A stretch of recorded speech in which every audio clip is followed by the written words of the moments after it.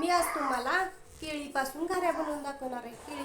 नमस्कार मैत्रिणींनो, मी आज तुम्हाला केळीपासून घाऱ्या बनवून दाखवत आहे.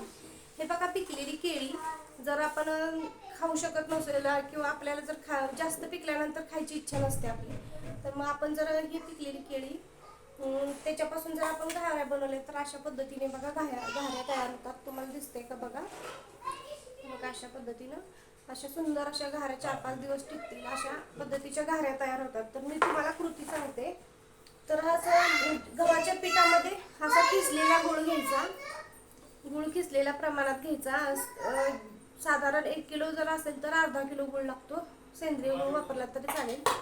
आणि हे पीठ, गूळ आणि ह्या गुळामध्ये ही केळी सोलून चुरगळून घ्यायची. ही आता तुम्हाला अशीच केळी दाखवते. पिकलेली केळी चुरगळून त्याच्यात घालायची. असा सुंदर पद्धतीचा बघा गोळा हा तयार केलेला. मी असा गोळा तयार केलेला आहे. केळ, गूळ आणि हे गव्हाचं पीठ घालून त्याच्यात थोडंसं तेल चवीप्रमाणे म्हणजे मीठ घालायचं आणि 1 चमचा तेल घालायचं. तर बघा ही आता मी तुम्हाला लाटून दाखवते तळून. ही बघा अशा पद्धतीनं घारी तयार होती. हे बघा आता मी तळून तुम्हाला दाखवते. हे बघा आता मी तळतीये घारी.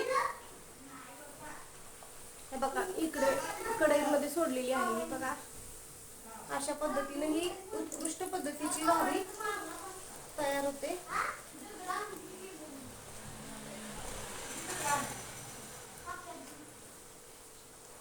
अशी गोल फिरून भाजायची. हे बघा लगेचच काढायची. ती जास्त थोडीशी अशी गहू रंग येईपर्यंत ती घारी ठेवायची. हे बघा अशा पद्धतीची उत्कृष्ट पद्धतीची घारी तयार होते. हे बघा मी अशा ह्या घाऱ्या बनवलेल्या आहेत. हे बघा जर तुम्हाला ट्राय करायचं असेल तर नक्की करा. आणि व्हिडिओ आवडल्यास लाईक सबस्क्राईब करायला विसरू नका. धन्यवाद मैत्रिणींनो.